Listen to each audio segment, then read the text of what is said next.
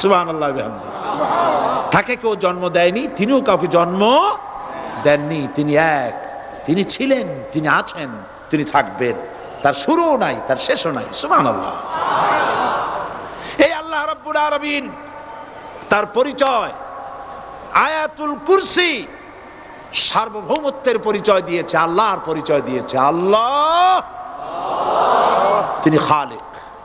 মানব সৃষ্টির এবং পৃথিবীর সৃষ্টির ইতিহাস ঘাটলে মানুষের যদি কিসমত ভালো থাকে, তাহলে আল্লাহর সান্নিধ্য, আল্লাহর অস্তিত্ব সম্পর্কে জ্ঞান তাকে আল্লাহ পাক দান করে দেন। সুবহানাল্লাহ। পৃথিবীর সৃষ্টির ব্যাপারে বুদ্ধিজীবীরা কি বলছেন দেখুন। পৃথিবীর সৃষ্টির ব্যাপারে বিজ্ঞানীরা বলছেন যে এই পৃথিবী এরকম ছিল না তো কি রকম ছিল। এইটা সূর্যের পাশ থেকে একটা উজ্জ্বল শক্তিশালী জ্যোতিষ্ক দারুণ ফোর্স নিয়ে যাচ্ছিল।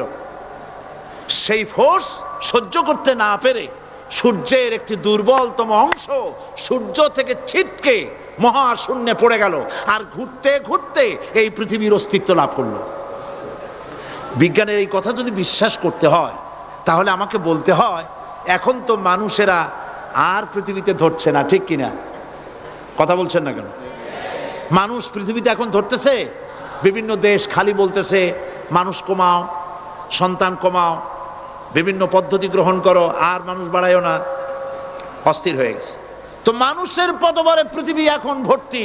এখন কেন দয়া করিয়া আর একটা জ্যোতিষ্ক সূর্যের পাশ দিয়ে গিয়া আর একটা দুর্বলতম অংশ সিটকে ফেলায় দিয়ে এরকম একটা পৃথিবী বানায় দেয় না?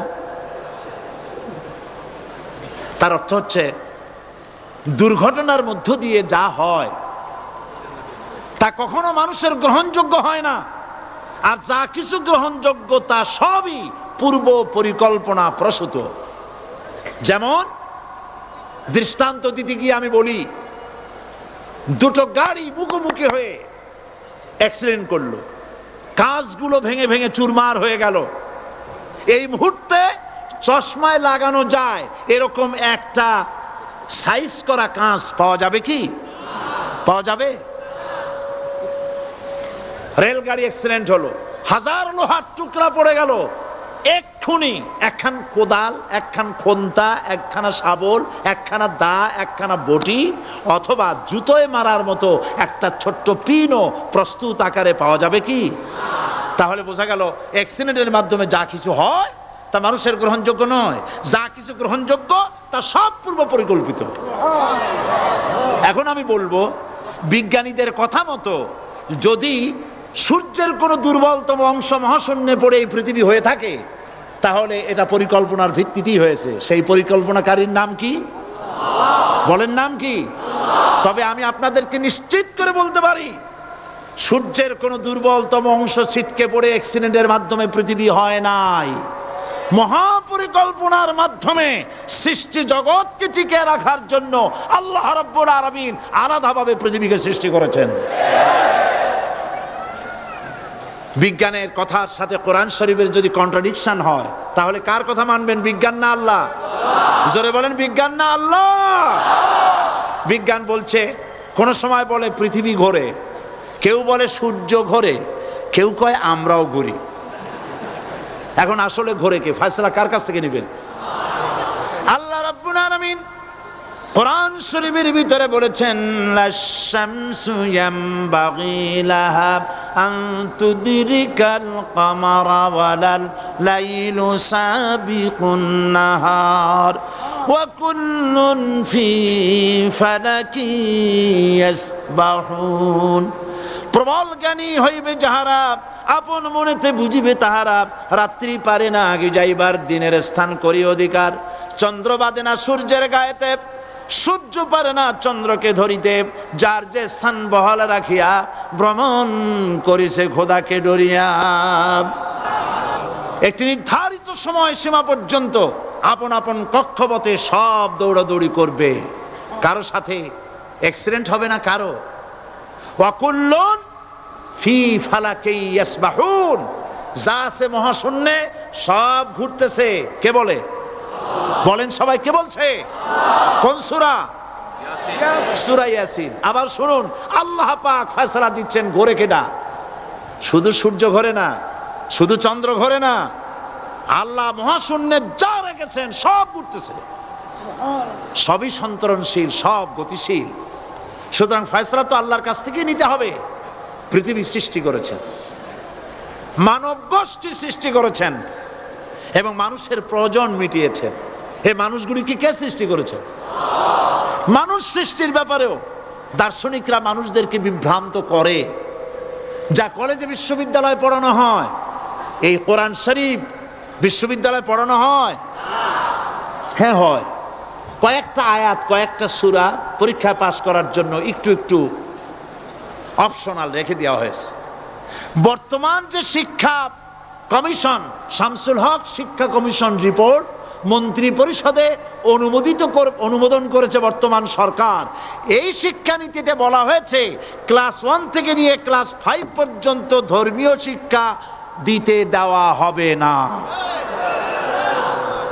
তাহলে ক্লাস 5 পর্যন্ত যদি ধর্মীয় শিক্ষা না থাকে, তাহলে ক্লাস 6-7-এ ওঠার পর আলিফ জাওরা বাজাবর বা আনাকুম জানাকুম ছেলেরা পড়বে? মেয়েরা পড়বে?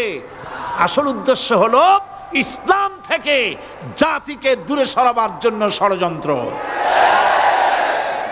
এই সরকারের প্রণীত শিক্ষানীতি আমরা মানি না। আপনারা মানেন? যেই মাদ্রাসা মানুষের চরিত্র সৃষ্টি করে, বর্তমান সরকার সেই মাদ্রাসাগুলি একটা একটা করে ধ্বংস করার পরিকল্পনা গ্রহণ করেছে।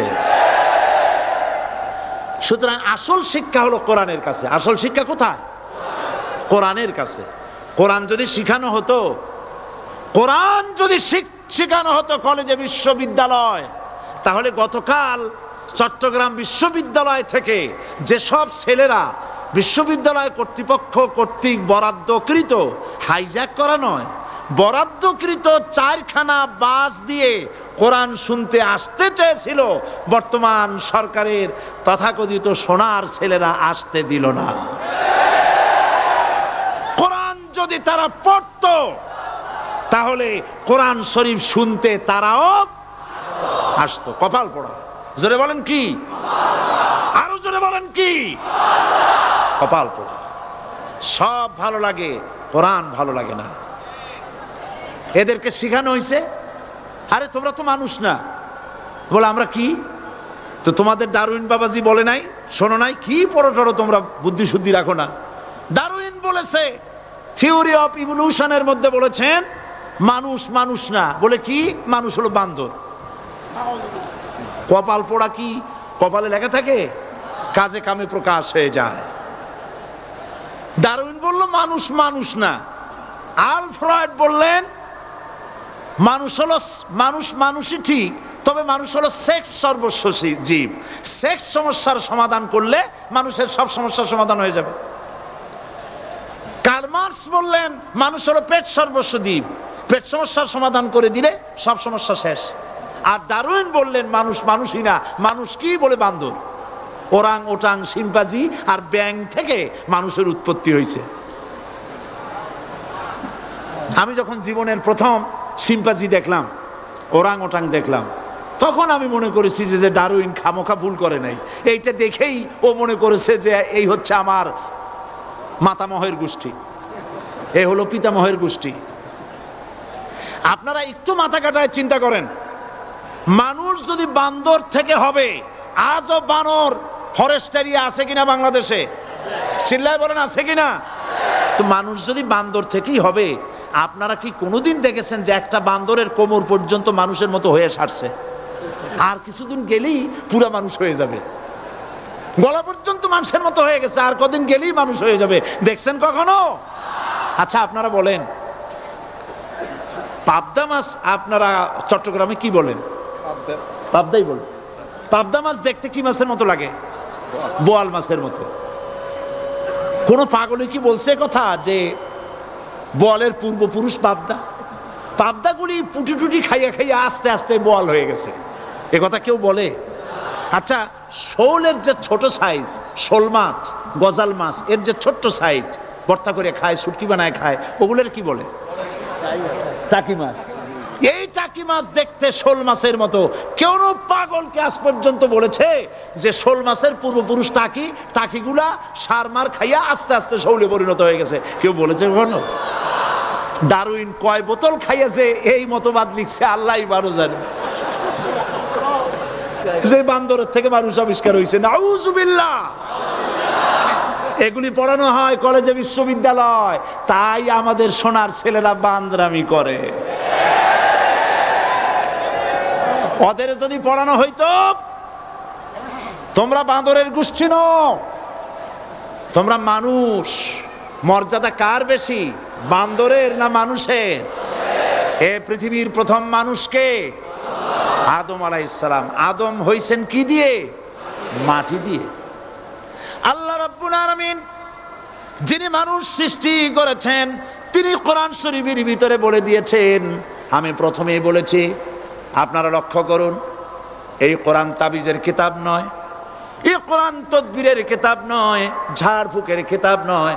কোরআন হলো পৃথিবীর মানুষের জন্য কোড অফ লাইফ, পূর্ণাঙ্গ জীবন বিধান।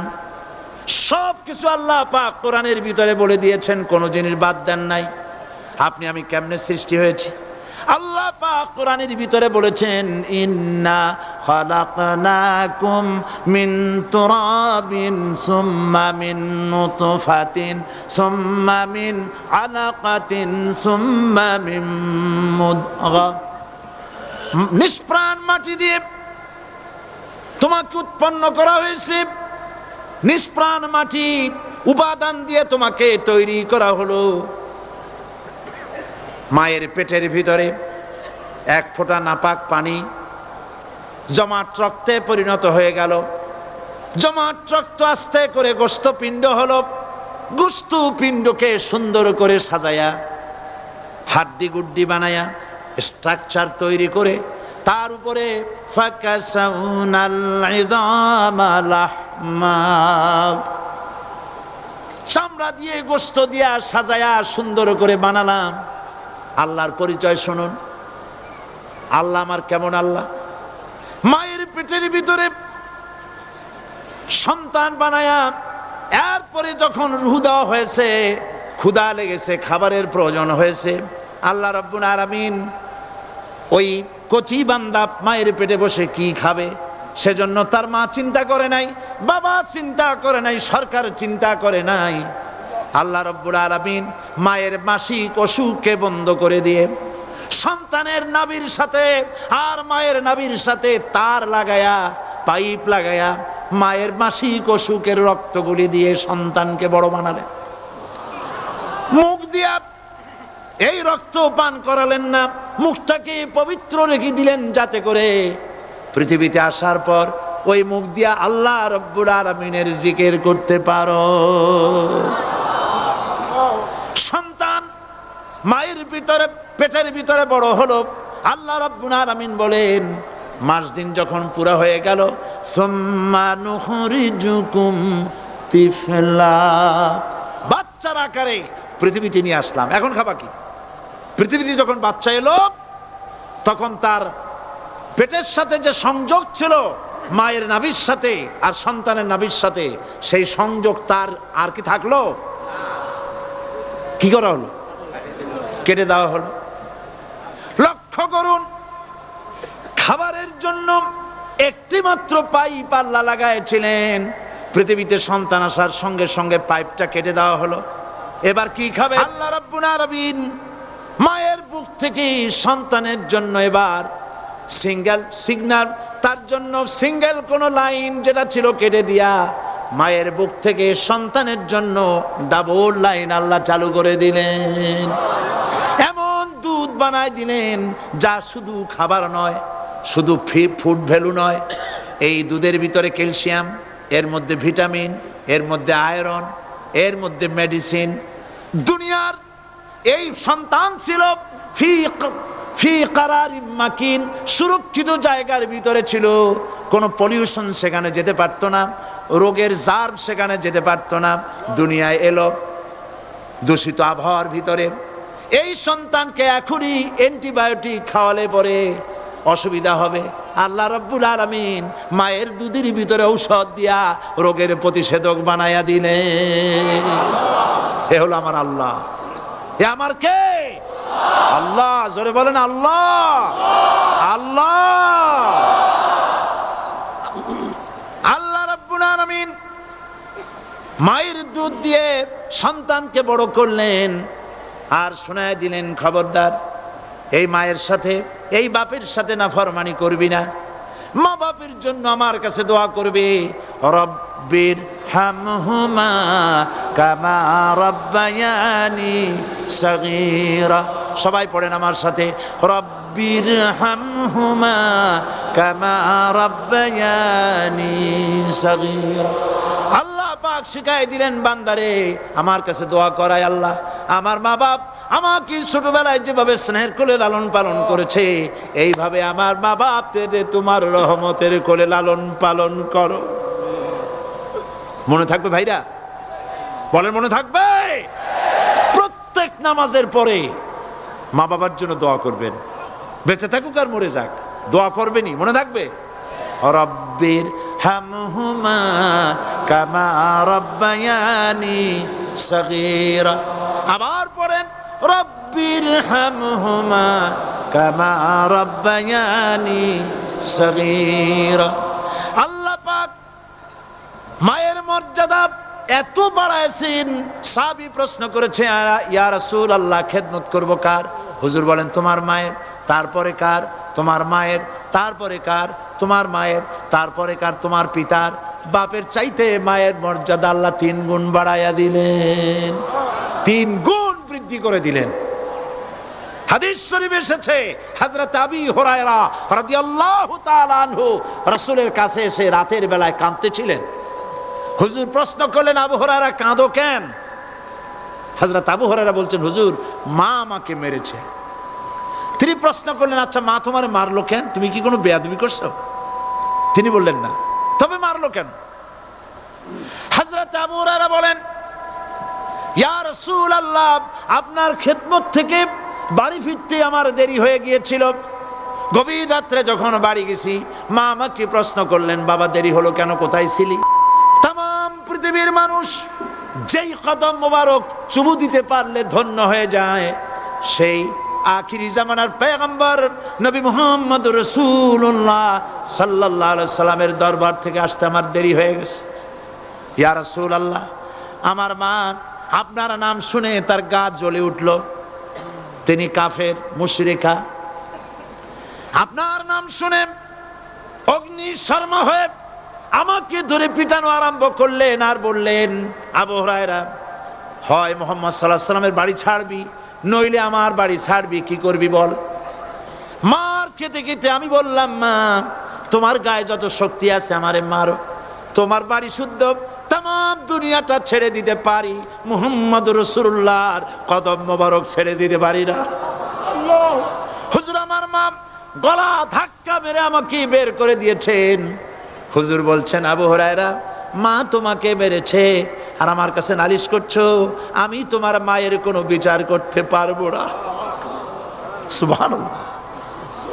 এত বড় পাওয়ারফুল নবী, শানওয়ালা, ইজ্জতওয়ালি, বরকতওয়ালি, এত বড় নবী বলছেন মা মেরেছে, আমার করার কিচ্ছু নাই। সুবহানাল্লাহ। তোমার মা মুশরিকা হোক আর যাই হোক, তোমার মা। সুবহানাল্লাহ বলেন। আমার বন্ধুগণ, হযরত আবু হুরায়রা বলেন, ইয়া রাসূলুল্লাহ মায়ের বিরুদ্ধে কোনো অভিযোগ নিয়ে আমি আপনার কাছে আসি নাই। হুজুর বললেন, কেন আসছো বলো খুলে। আবু হুরায়রা বলেন, হুজুর আমি জানি আপনি আল্লাহর দরবারে যদি কোনো ব্যাপারে হাত তোলেন আল্লাহ মঞ্জুর করে ফেলেন। আপনি দয়া করে আমার মার জন্য দোয়া করেন, আল্লাহ যেন হেদায়েত দিয়ে দেন।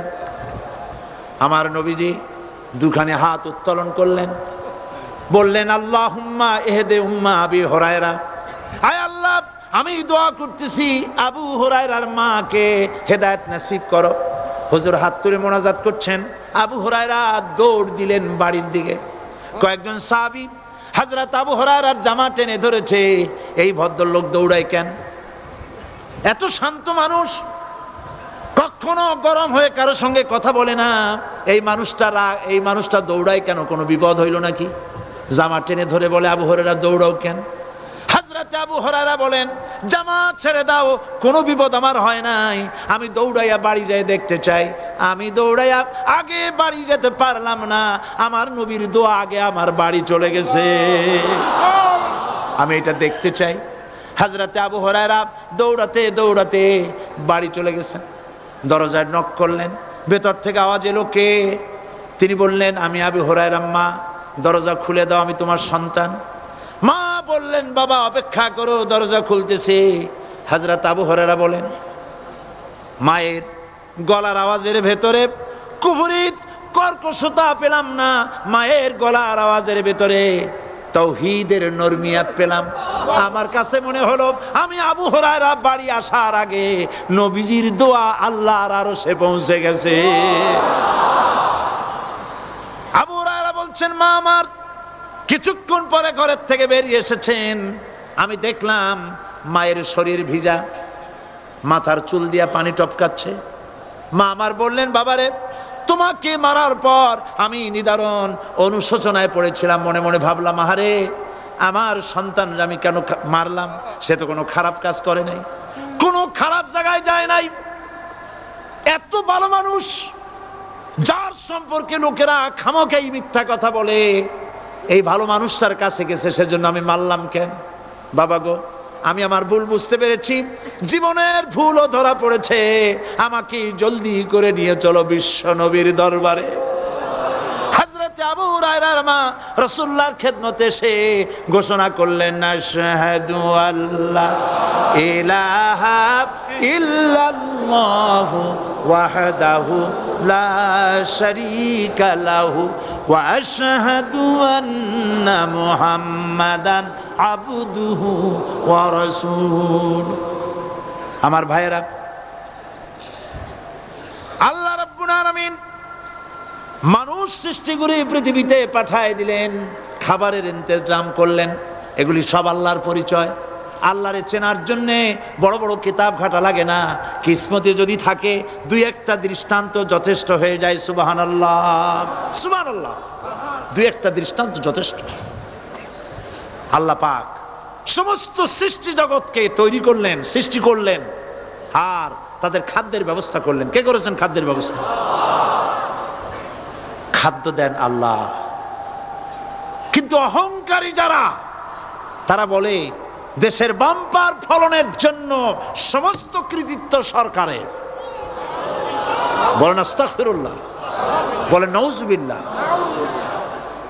এদের একজন বলছিল, 3 বছর কিছু দিবার পারুম না, লোকেরা কয় আমরা না খাইয়া থাহুম, আল্লাহ কয় আমিও দেহুম, কদ্দুর পারো না খাইয়া থাকতে। ফসল কে দেন? জোরে বলেন, কে দেন? বাম্পার ফসলের ফলনের দাবি সরকার করতে পারে না, এটা কুফরি, এটা শিরক। জমিনের ফসল কে দেন? আকাশের বৃষ্টি কার? পানি কার? সার কার? সব আল্লাহ পাক। আল্লাহ পাক কোরআন শরীফে বলেছেন, লা ইন শাকারতুম লা আযীদান্নাকুম ওয়া লা ইন কাফারতুম ইন্না আযাবি লাশাদীদ।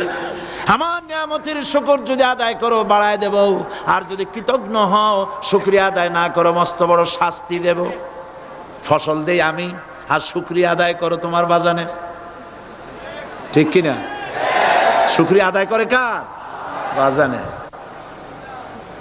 একটা লোকের, একটি মানুষের যেই প্রশংসা এই সরকার করলো, বিগত 4.5 বছর ধরে একটা মানুষের যত জিকির করলো, প্রশংসা করলো, ছবি টানাইলো, যদি এতটা জিকির, এতটা স্মরণ আল্লাহ রাব্বুল আলামিনের করতো, ওদের জন্য আল্লাহর জান্নাতের দরজা খোলা হয়ে যেত। প্রশংসা করবে কার? আল্লাহ। চিল্লায় বলুন, আল্লাহ পাকের প্রশংসা করো।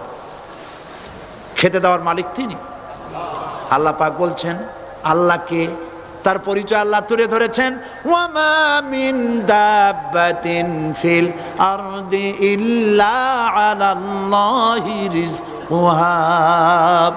এই পৃথিবীর ভিতরে এমন কোন বিচরণশীল জীব নাই যার রিস্কের দায়িত্ব আমি আল্লাহ গ্রহণ করি নাই। সুবহানাল্লাহ বলবেন না? রিস্কের দায়িত্ব কার হাতে?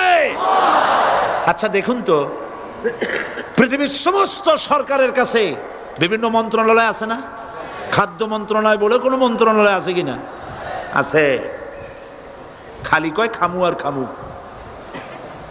খাদ্য মন্ত্রণালয় আছে, থাকার পরেও মানুষ না খাইয়া মরে, ঠিক কিনা? এবার একটু তাকান তো, জ্ঞানের চক্ষু দিয়া তাকান। ফরেস্ট এরিয়া বাঘ আছে কিনা? নাই। সিংহ আছে কিনা? গন্ডার আছে কিনা? হাতি আছে কিনা? বিশাল বিশাল প্রাণী আছে কিনা? জঙ্গলে ছোট্ট প্রাণী থেকে পোকা থেকে শুরু করে গন্ডার পর্যন্ত, টুনটুনি পাখি দিয়ে শুরু করে ঈগল পাখি পর্যন্ত, নদীর ভিতরে ছোট্ট চুনু পুঁটি থেকে শুরু করে তিমি মাছ পর্যন্ত। প্রাণী তত্ত্ববিদরা বলেছেন সমুদ্রের ভিতরে এমন এমন বড় বড় তিমি আছে যে একটা তিমির ওজন 5000 টন পর্যন্ত হয়ে যায়। 5000 টন তিমিটার ওজন।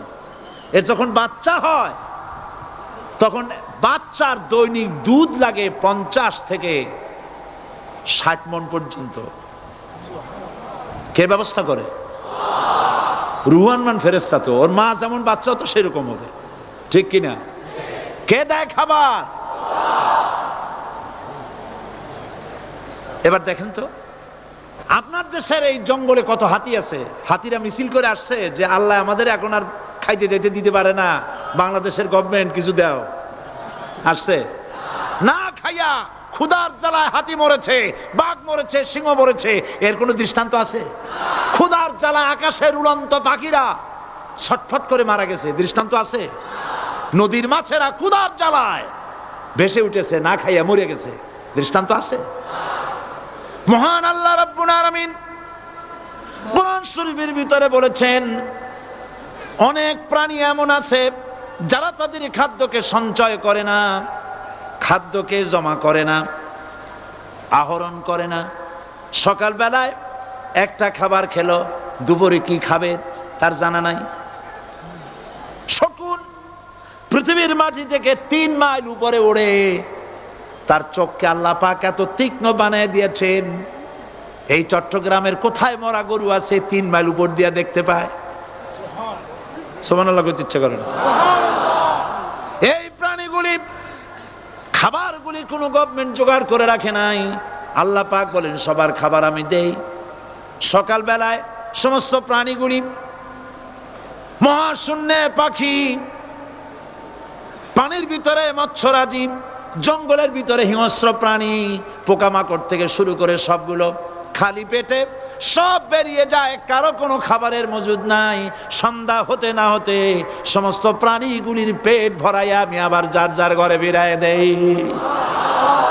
ওয়ামা মিন দাব্বাতিন ফিল আরদি ইল্লা আলাল্লাহি রিজকুহা। সমস্ত প্রাণীর রিজকের দায়িত্ব আমি আল্লাহর হাতে। কে দেয় রিজেক? জোরে বলুন, কে দেন? আল্লাহ পাক। কি খাবেন সব আল্লাহ জোগাড় করে দিয়েছেন। তরি তরকারি জোগাড় করেছেন, মাছ জোগাড় করেছেন, চাউল দিয়েছেন, খাবার দিয়েছেন, গোশত দিয়েছেন, সব দিয়ে দিয়েছেন আল্লাহ রাব্বুল আলামিন। সমস্ত জিনিস দিয়ে মানুষকে আল্লাহ পাক তার জন্য আল্লাহ সব করেছেন। খালাকা লাকুম মা ফিল আরদি জামিআ। এই পৃথিবীতে যা তৈরি করেছে সব তোমার জন্য। এ হচ্ছে আমার আল্লাহ। এ হচ্ছে আমার কে? আল্লাহ। সে আল্লাহ পাক বলছেন, আল্লাহর পরিচয় তিনি স্রষ্টা, তিনি রিজেক দাতা। এবার আইনদাতা কে? আইনদাতা কে? আরো জোরে বলুন। আইনদাতা আল্লাহ হচ্ছে আল্লাহর পরিচয়। ইনিল হুকমু ইল্লা লিল্লাহ আলা লাহুল খালকু ওয়াল আমর সৃষ্টি যার, আইন চলবে তার। আমার দেশে আল্লাহর আইন চলছে? আমাদের দেশের কল কারখানা, ক্ষেত খামার, অফিস আদালত আল্লাহর আইন অনুযায়ী চলে? চলে না। বরং আল্লাহর আইনকে মুছে ফেলার জন্য, নিজেদের আইন সৃষ্টি করার জন্য প্রচেষ্টা চালানো হচ্ছে। আল্লাহর আইন মানুষের জন্য সব থেকে বেশি উপযোগী, কারণ সৃষ্টি করেছেন কে? বলেন, কে করেছেন? আল্লাহ। প্রত্যেকটি মেশিন আপনি যা কিনবেন, রেডিও হোক, টিভি হোক, যে কোনো যন্ত্র হোক, গাড়ি হোক, তার সাথে একটা লিটারেচার, একটা বই তার সঙ্গে দিয়ে দেওয়া হয়। ওই বইয়ের মধ্যে লেখা থাকে এটা কিভাবে চালানো হবে, অপারেট করা হবে, তার সিস্টেম লেখা থাকে। আপনার ইচ্ছা মতো চালাইলে হবে না। এই মানব গোষ্ঠীকে সৃষ্টি করেছেন। এখন আপনি যদি আপনার আইন মতো চালান, তা কি চলবে? চলবে না। আপনি আপনার আইন মতো চালাচ্ছেন, ভালোভাবে চলতেছে? চলতেছে না। স্বরাষ্ট্রমন্ত্রী বলতেছেন সন্ত্রাসীদেরকে মাটির তলা থেকে খুঁজে বের করা হবে, কিন্তু নাকের উপর দিয়া ব্রিফকেস চুরি হয়ে যায়, উনি তা ধরতে পারেন না। এই হলো আইন। অনাবরত খুন হচ্ছে, অনাবরত সন্ত্রাসী তৎপরতা চলছে, আর ওনারা বলছেন আগের থেকে এগুলি চলে আসছে, একজনের খুনের বিচার না হইলে এরকম খুন তো হইতেই থাকবে। তাহলে খুনকে, হত্যাকে, সন্ত্রাসকে সরকার জাস্টিফাইড করছেন। নাউযুবিল্লাহি মিন যালিক। এই জন্য আইন হতে হবে আল্লাহর। আইন হতে হবে কার? চিল্লায় বলেন, আল্লাহ পাকের আইন হতে হবে। আমি একদিন পার্লামেন্টে বলেছিলাম, আমার দেশের নেতা নেত্রীরা বারবার হজ করতে যান, উমরা করতে যান, সেখান থেকে আসার সময় কি আনেন? আতর, পাথর, সুরমা আর খুরমা, এই কিছু নিয়ে আসলেন। কিন্তু আমি বলেছি, আপনারা কি কিছু চোখে দেখেন না? পার্লামেন্টে এইভাবে বক্তৃতা করেছে, কিছু চোখে দেখেন না? আমি প্রশ্ন করে আমি আবার জবাব দিচ্ছি, আপনারা যারা হজ করতে যান, উমরা করতে যান, হজের কথাই ধরি, এই হজ করতে যখন যান তখন মুজদালিফায় একটা রাত কাটাইতে হয়। সেটা কোন দিন? ইয়ৌমে আরাফার পরের দিন। এই মাঠে দালান কোঠা আছে, এখানে বেড়া আছে, শামিয়ানা আছে, পর্দা আছে, তাবু আছে, কিচ্ছু নাই। লক্ষ লক্ষ নারী আর পুরুষ পাশাপাশি শুয়ে থাকে, তাও সুবহানাল্লাহ কইতে ইচ্ছা করে না। সারা রাত জনে জনে পুলিশ পাহারাদার নাই। কিরকম মেয়ে লোক, চাঁদের সৌন্দর্য হার মানায় দিতে পারে এরকম সুন্দরী, এরকম সুন্দরী নারী, সুদর্শন পুরুষ পাশাপাশি রাস্তার ধারে মরুভূমির ভিতরে সারা রাত কাটাচ্ছে। ইয়ৌমে আরাফার পরের রাতটা একটা রাত পুরা। এভাবে চলতেছে বছরের পর বছর, শতাব্দীর পর শতাব্দী, সহস্রাব্দীর পরে সহস্রাব্দী। আমি প্রশ্ন করি, পৃথিবীর ইতিহাসে কেউ কি এমন কথা বলতে পেরেছে, লিখতে পেরেছে যে মুজদালিফার রাতে সেখান থেকে 10টা নারী হাইজ্যাক হয়েছে, 5টা নারী লাঞ্ছিত হয়েছে? বলতে পারবে? গভীর রাত্রে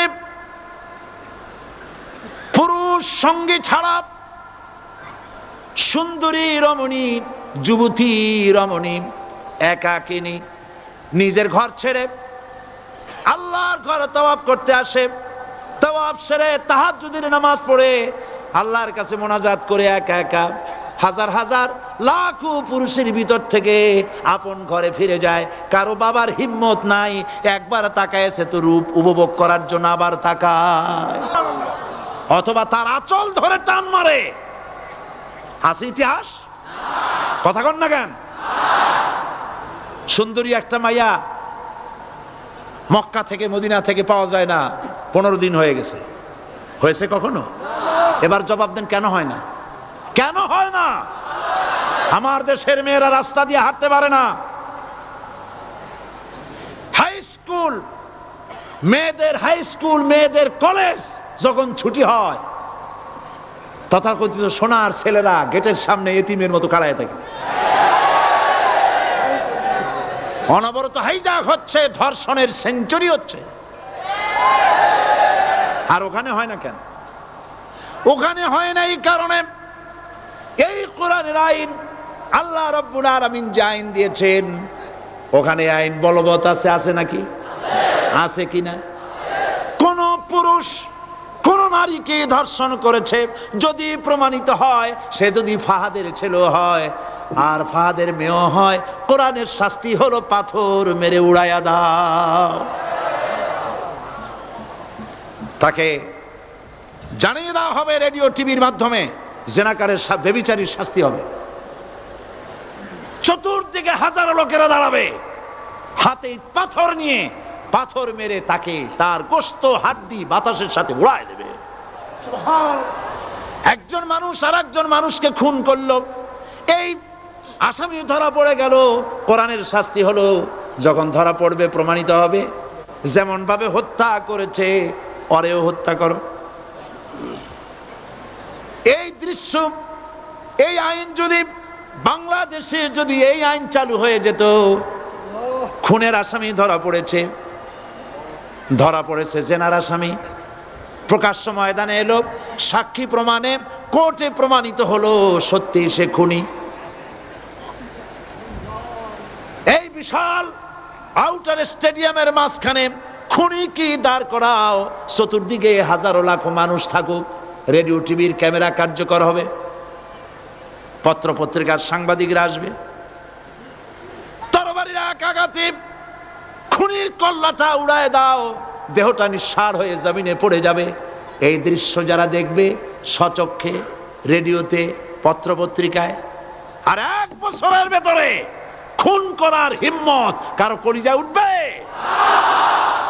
জেনাকারের পাথর মেরে দেওয়া, পাথর মেরে উড়িয়ে দেওয়ার শাস্তি যদি চোখে কেউ দেখে, জেনা করার পুলক আর জাগবে? এটা নাম আল্লাহর আইন। এই আইন কার? এই আইন কার? এই আইন যতদিন পর্যন্ত বাংলার মানুষের, মুসলমানদের উপরে কার্যকরী না হচ্ছে, এই দেশে কার্যকরী না হবে, ততদিন পর্যন্ত হত্যা, ধর্ষণ, খুন বন্ধ হবে না। বন্ধ হবে। সুতরাং এই আইন হচ্ছে কার? আরো জোরে বলেন, আল্লাহ রাব্বুল আলামিন। মহান আল্লাহ রাব্বুল আলামিনের এই আইন অনুযায়ী যদি দেশ চলে, মানুষ শান্তি পাবে, চুরি বন্ধ হবে, ডাকাতি বন্ধ হবে, জেনা বন্ধ হবে, হত্যা ধর্ষণ বন্ধ হয়ে যাবে। নবীজি এমন একটি আইন চালু করে দিয়ে, কোরআনের বিধান চালু করে দিয়ে এমন একটা সমাজ চালু করেছিলেন, যেই সমাজ সম্পর্কে হুজুর নিজে বলেছেন, খায়রুল কুরুনে কারনি, সর্বশ্রেষ্ঠ যুগ হলো কার যুগ? আমার যুগ। সুবহানাল্লাহ বলেন। রাসূলের যুগ হলো সর্বশ্রেষ্ঠ যুগ। সেই কোরআন, সেই হাদিস আজও আছে না নাই? বলেন জোরে, আজও আছে না নাই? সেই কোরআন এবং সুন্নাহ দিয়ে দেশ শাসন হোক, এটা কি আমরা চাই? কারা কারা চাই? দু হাত উঁচু করে দেখা।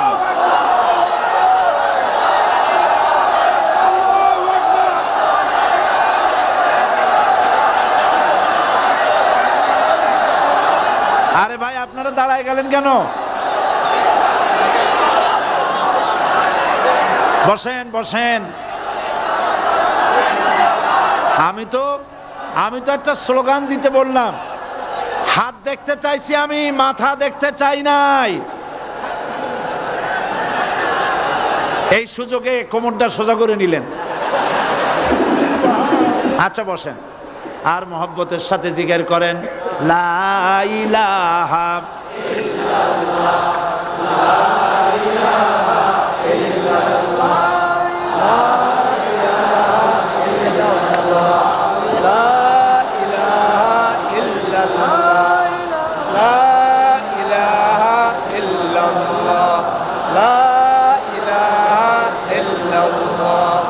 জোরে সরে সবাই জিকির করেন লা ইলাহা ইল্লাল্লাহ, লা ইলাহা ইল্লাল্লাহ, লা ইলাহা ইল্লাল্লাহ, লা ইলাহা ইল্লাল্লাহু মুহাম্মাদুর রাসূলুল্লাহ। বসুন, আমরা মুনাজাত করব। আল্লাহ রাব্বুল আলামিন আয়াতুল কুরসির ভিতরে আল্লাহর সার্বভৌমত্বের কথা বলেছেন। আল্লাহু লা ইলাহা ইল্লা হুয়াল হাইয়ুল কাইয়্যুম। পড়েন আমার সাথে সবাই, আল্লাহু লা ইলাহা ইল্লা হুয়াল হাইয়ুল কাইয়্যুম। আল্লাহ হচ্ছেন যিনি ছাড়া কোনো ইলাহ নাই, তিনি শাশ্বত চিরঞ্জীব। সুবহানাল্লাহি বিহামদিহি। আগামীকাল এর বাকি অংশ আমি আপনাদের সামনে আলোচনা করব ইনশাআল্লাহ। জোরে বলেন ইনশাআল্লাহ। দাঁড়ানো ভাইরা বসেন। আপনাদের পাশে যারা দাঁড়িয়েছেন অনুরোধ করে বসায় দেন। বলেন যে আর 5টা মিনিট বসেন, আল্লাহর রাস্তায় হাঁটেন না।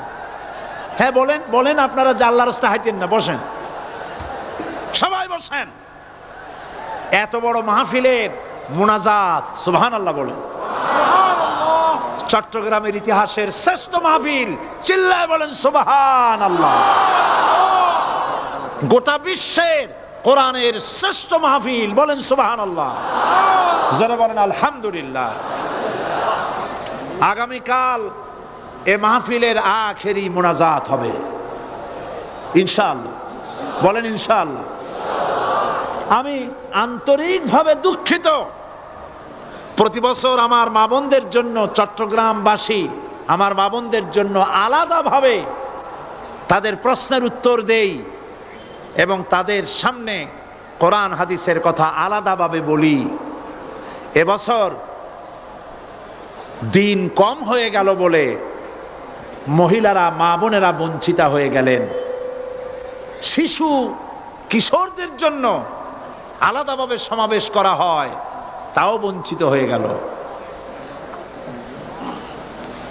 এই বিশাল তাফসীরুল কোরআন মাহফিলের বরকত থেকে চিটাগংবাসীকে যারা বঞ্চিত করলো, আল্লাহ তাদের হেদায়েত নসিব করে দিন। যদি হৃদয় থাকে, যদি হৃদয় বলে কিছু থাকে, বিবেক বলে যদি কিছু থাকে, আর শরীর যদি মুসলমানের পিওর রক্ত থাকে, তাহলে বাড়ি বসে অনুশোচনা করা উচিত, চোখের পানি ফেলানো উচিত ওই সব লোকের যারা এই বরকতপূর্ণ মাহফিলকে বাধা দিয়েছে। আর যাদের কলজার মধ্যে আল্লাহ মোহর মেরে দিয়েছে, এগুলোর তো হেদায়েত হবে না। যাদেরকে আল্লাহ পাক তৈরি করেছেন জাহান্নামের জন্য, ওদের কাছে মাহফিল অসহ্য, সহ্যই হবে না। নাউজুবিল্লাহ বলেন। চট্টগ্রামবাসীর জন্য তাফসীরুল কোরআন মাহফিল নিয়ামত। এই নিয়ামত কিয়ামত পর্যন্ত আল্লাহ টিকায় রাখুন, বলি আমিন। আগামীকালের আখেরি মোনাজাতে সমস্ত মুসলমান চতুর্দিক থেকে আল্লাহ পাকের নারা লাগাতে লাগাতে আসবেন। আল্লাহু আকবার, নারায়ে তাকবীর। গোটা চট্টগ্রাম, গোটা চিটাগং শহর আগামীকাল কোরআনের মিছিলের শহর হবে ইনশাআল্লাহ।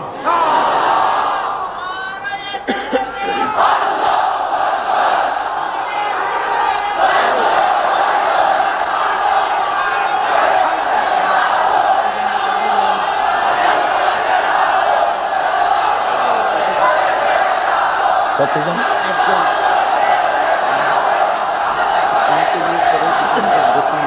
আপনি দেবেন।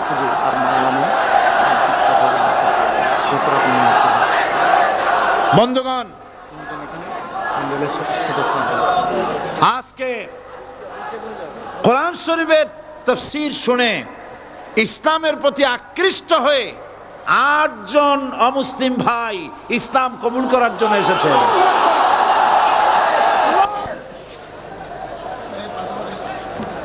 লা ইলাহা ইল্লাল্লাহু মুহাম্মাদুর রাসূলুল্লাহ। আল্লাহ ছাড়া কোনো ইলাহা নাই, মাবুদ নাই। মুহাম্মদ সাল্লাল্লাহু আলাইহি ওয়াসাল্লাম আল্লাহর প্রেরিত রাসূল। আশহাদু আল্লা ইলাহা ইল্লাল্লাহু ওয়াহদাহু লা শারীকা লাহু ওয়া আশহাদু আন্না মুহাম্মাদান আবদুহু ওয়া রাসূলুহু। আমি সাক্ষ্য দিচ্ছি আল্লাহ ছাড়া কোনো ইলাহা নাই, মাবুদ নাই, উপাস্য নাই।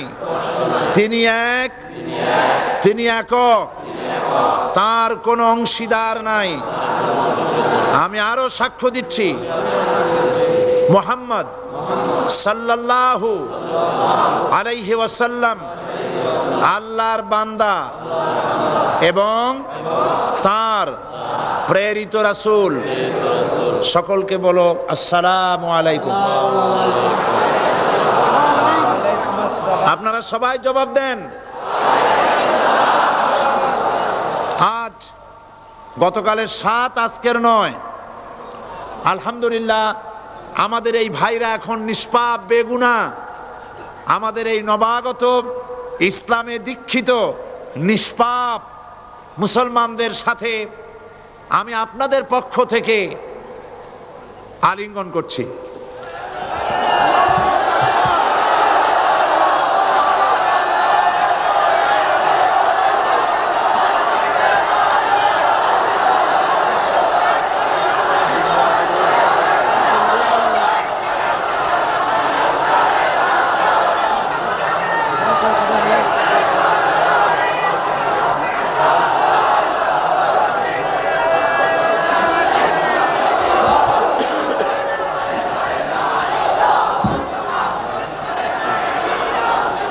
প্রিয় ভাই সব, আগামীকাল আপনারা দলে দলে চতুর্দিক থেকে আল্লাহ পাকের বড়ত্ব, মহানত্ব, শ্রেষ্ঠত্বের ঘোষণা দিতে দিতে আসবেন। আল্লাহর বড়ত্ব, বিরাটত্ব, মহানত্ব আর শ্রেষ্ঠত্বের ঘোষণা দিতে হয় কিভাবে? আল্লাহু আকবার। সবাই জোরে বলেন, আরো চিল্লায় বলেন।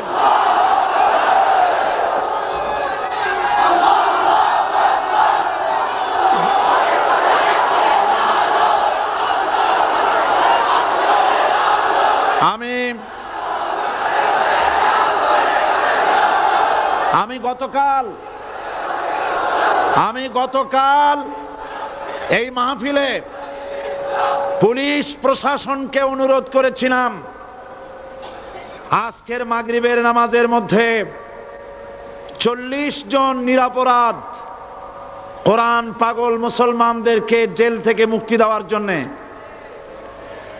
আপনারা তামসা মনে করবেন না। পুলিশ কমিশনার সাহেব, মুসলমানদের ঈমান নিয়ে, আগুন নিয়ে খেলা করবেন না। রাজশাহী এবং চট্টগ্রাম এক জিনিস নয়। আপনি রাজশাহীকে নির্যাতন করে এসেছেন, আমাদের কাছে সে হিসাব আছে। আপনি চট্টগ্রামের যদি এই মুসলমান ছেড়ে না দেন, আপনার মৃত্যু হবে, পাগল হয়ে মরবে।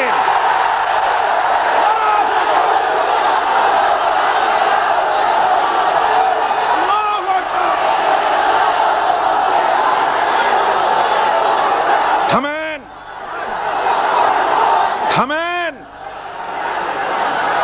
আল্লাহর গজবকে ভয় করেন পুলিশ কমিশনার, আল্লাহর গজবকে ভয় করুন। এই লক্ষ লক্ষ জনতা আপনার গজবের মৃত্যু কামনা করে। আপনি যদি কালকের জুমার আগে 40 জন ছেড়ে না দেন, এই মাহফিল থেকে এমন কঠোর কর্মসূচি ঘোষণা করা হবে, গোটা চট্টগ্রাম অচল হয়ে যাবে।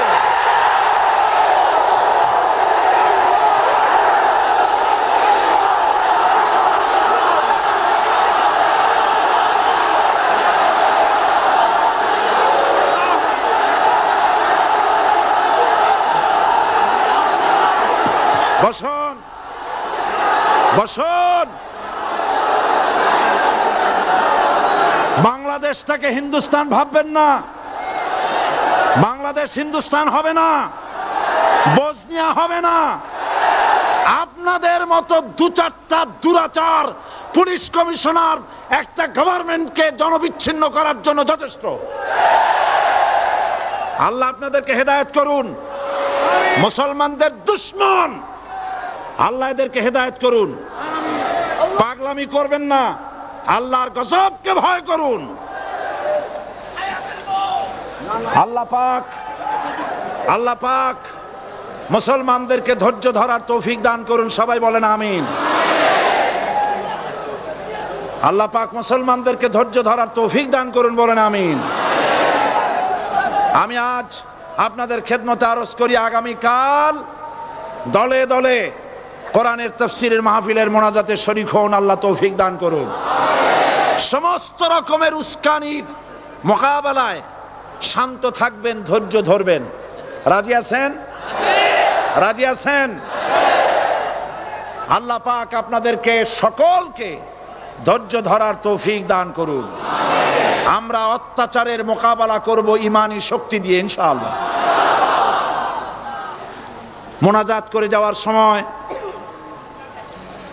আপনারা যতগুলি লাইব্রেরি আছে, অনেকগুলি বইয়ের দোকান আছে, কালকেও বলা হয়েছে, আজকেও বলছি, আপনারা যাওয়ার সময় বইগুলি খরিদ করে নিয়ে যাবেন। বিশেষ করে ফুরফুরা পীর সাহেবের দরবারের বড় আলেম মুহাদ্দিস মুফতি আল্লামা সাইদ আহমদ মুজাদ্দিদি সাহেবের কোরআন ও সুন্নাহর ফায়সালায় মুসলমান কিভাবে কাফের হয়, বইটি পাওয়া যাবে। তারপরে খুররাম মুরাদ সাহেব রহমতুল্লাহ আলাইহ, তার লেখা রাসূল সাল্লাল্লাহু আলাইহি ওয়াসাল্লামের জীবনের কিছু উজ্জ্বল ছবি লাইব্রেরিগুলিতে পাওয়া যাবে। রিয়াজুস সালিহিন, এখানে রিয়াজুস সালিহিন এবং জামিয়া তিরমিজি, এই সমস্ত বই ঢাকা থেকে এসেছে। আল্লাহ আপনাদেরকে কেনার তৌফিক দান করুন। সবাই বলেন আমিন। কোরআন শরীফের তাফসীর কিনবেন, কিতাব কিনবেন, এগুলি আপনারা খরিদ করে নিয়ে যাবেন। জুমাবার আর একটি পত্রিকা জুমাবার, আহলুস সুন্নাতুল জামাতের মুখপত্র চট্টগ্রামের, এই পত্রিকাটি মাওলানা শামসুদ্দিন সাহেব আপনাদেরকে খরিদ করার জন্য অনুরোধ জানাচ্ছেন। এবং মা বোনেরা আগামীকাল মাগরিবের পরে স্টেডিয়ামে আসবেন ইনশাআল্লাহ। আপনাদের কথাবার্তা শোনানো আগামীকাল শোনাবো ইনশাআল্লাহ, আলাদাভাবে শোনানো যাবে না। তবে বিভিন্ন প্রশ্নের যে সব জবাব দেওয়া হয়েছে এগুলো বইয়ের আকারে আছে, আপনারা নিতে পারবেন। আর যেহেতু পুরা 5 দিন আমি সময় পাই নাই, সেই জন্য আয়াতুল কুরসির তাফসীর 5 দিন ধরে করার জায়গায় মাত্র 3 দিনে করা এটা আদৌ সম্ভব নয়। এই জন্য সৌদি আরবের শ্রেষ্ঠ আলেম শায়েখ মোহাম্মদ বিন সালেহ আল উসাইমিন, তার লেখা তাফসীর আয়াতুল কুরসি, যেটাকে আমি এডিট করেছি অনুবাদ হওয়ার পর, আয়াতুল কুরসির তাফসীর সমস্ত বুক স্টলগুলিতে পাওয়া যাবে। আপনারা খরিদ করবেন, পড়বেন এবং এর দ্বারা হেদায়েত গ্রহণ করবেন। আল্লাহ পাক সকলকে তৌফিক দান করুন। আর যাওয়ার সময় ইসলামী সমাজ কল্যাণ পরিষদের এই মাহফিলের বিশাল খরচের জন্য আপনারা সহযোগিতা করে যাবেন। ওমান থেকে লোকেরা টাকা পয়সা পাঠাচ্ছে, সেখানে যারা চট্টগ্রামের বিভিন্ন জায়গার যারা কাজবাজ করে তারা পাঠাচ্ছে। সৌদি আরব থেকে, কুয়েত থেকে, কাতার থেকে, যে যে জায়গার থেকে যতটুকুন পারতেছে সাহায্য করতেছে। কিন্তু সবচাইতে বড় দায়িত্ব হচ্ছে 30,000 টাকা পাঠিয়েছে আমার মাধ্যমে। ওমানের ভাই বোনেরা সাহায্য করেছেন, সেজন্য তারা দোয়া চেয়েছেন। আল্লাহ যেন তাদের নেক কামনা পুরা করেন, আমরা বলি আমিন। তো এখন মোনাজাত হবে, আপনারা ভুলে যাবেন না, আপনারা সবাই এই মাহফিলের জন্য সাহায্য করে যাবেন। এবং আগামীকালের মাহফিলে পাগল হয়ে মৃত্যু হল, সম্মানীয় শুনছে মৃত্যু হবে, সেটা শুধু প্রেক্ষিতে বলতে হবে। পাগল একজন প্রশ্ন করেছেন, পুলিশ কমিশনার আগামীকাল মরবে এরকম কথা আমি বলি নাই। এরকম কথা বলছি নাকি? বলছি? উল্টাপাল্টা কথা শুনবেন না। বলেছি কোরআন পাগল মুসলমানদেরকে আপনি জেলে আটকায়ছেন এবং আপনি আপনার চাকরির প্রমোশনের জন্য, সরকারের দৃষ্টি আকর্ষণের জন্য চট্টগ্রাম তাফসীর মাহফিলের বন্ধ করার সব থেকে বড় ভূমিকা আপনি পালন করেছেন। সুতরাং আপনি যদি তওবা না করেন আর ওই 40 ব্যক্তিকে যদি ছেড়ে না দেন, আল্লাহর গজবে পাগল হয়ে মরবেন। এই কথা আমি বলেছি। উল্টাপাল্টা বলবেন না, লিখবেনও না। আল্লাহর গজব হবে, এ গজব ফিরাতে পারবেন না। যেহেতু আমরা কোরআনের কথা বলি, আমরা আল্লাহর কথা বলি, আল্লাহ রসুলের কথা বলি। আপনি চট্টগ্রামের মুসলমান পুলিশ যারা কোরআনের জন্য কান্দে, মুনাজাতে শরীক হয়, এই মুসলমান পুলিশদেরকে জুতা পায়ে দিয়া মসজিদে ঢোকার সাহস আপনি দিয়েছেন। আমার পুলিশের কোনো দোষ না, আপনি পুলিশদেরকে ব্যবহার করেছেন। আপনি চট্টগ্রাম ছেড়ে পালিয়ে যান, আপনি চট্টগ্রামের উপযুক্ত নন। এটা মুসলমানের এলাকা, কোন হিন্দু এলাকায় চলে যান। আপনি নিজে নিজে পদত্যাগ করেন, সরকার আপনাকে পাঠাক আর না পাঠাক, আপনি পালায়ে যান।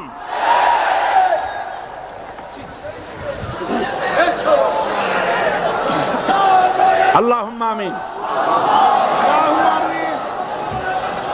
ربنا ظلمنا أنفسنا وإن لم تغفر لنا وترحمنا لنكونن من الخاسرين। হায় আল্লাহ তাআলা, লক্ষ লক্ষ মুসলমান নরনারী দীর্ঘক্ষণ ধরে কোরআনের কথা আমরা শুনেছি। আল্লাহ তুমি দয়া করে মেহেরবানি করে আমাদের জিন্দেগির গুনাহ মাফ করে দাও রব্বুল আলামিন। আমাদের মা বাপ যারা কবরে শুয়ে আছেন, কবরগুলি কি জান্নাতের টুকরা বানায় দাও। আয় আল্লাহ তাআলা, কোরআনের মাহফিলে যারা বাধা দেয়, কোরআন শুনতে যারা বাধা দেয়, কোরআনের মাহফিলে যারা 144 ধারা জারি করে, কোরআনের পাগল মুসলমানদেরকে মসজিদে ঢুকে যারা পিটায়, কোরআন শুনবে বলে জেলখানার ভিতরে আটকায় রাখে, আল্লাহ আজকে বলতেছি তাদেরকে তুমি হেদায়েত নসিব করে দাও।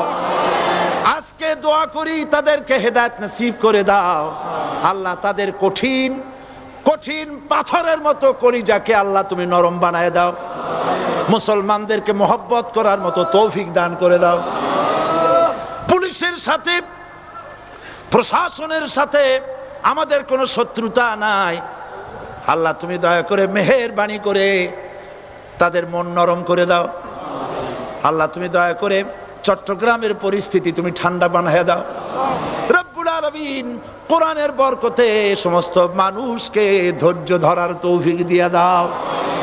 আগামী কালকের মাহফিল এই মাঠে আল্লাহ তুমি তোমার বান্দা বান্দীদেরকে তুফানের মতো সব জড়ো করে দাও রব্বুল আলামিন।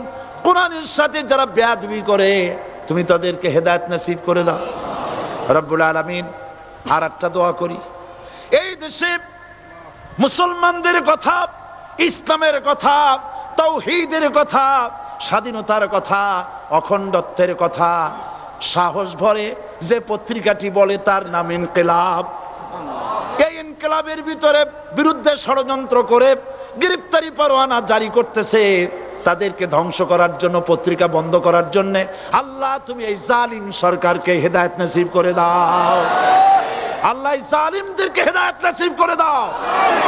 মুসলমানদের ঈমান নিয়ে যেন খেলা করতে না পারে আল্লাহ তুমি তাদের কলিজায় মৃত্যুর ভয় ঢুকায় দাও, জাহান্নামের আগুনের ভয় ঢুকায় দাও।